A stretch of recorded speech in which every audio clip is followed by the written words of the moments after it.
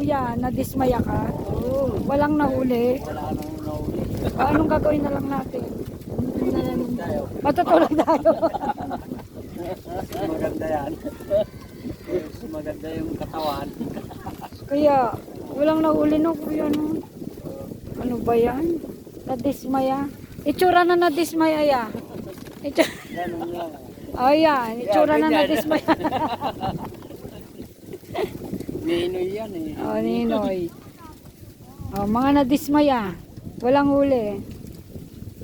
Ito pa isa. Ganyan ang itsura talaga ng... Eh, hindi, ikaw. Oh. Pagka walang nahuli, nakagano na lang ang kamay niyan. Oh, oh, yan. Ayan.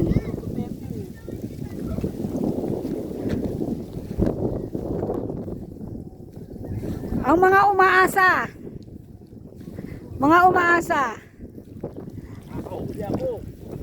Diba pag nakahuli si Kerry, sunod-sunod dyan. Oo. Layo ah. Oh. Ang mga umaasa. Aasa ka pa? Oo naman. Saan? Nakahuli ako yan. Wala lang. Ito pa isa. Ang umaasa. Ang umaasa. Umaasa ka rin? Hindi na.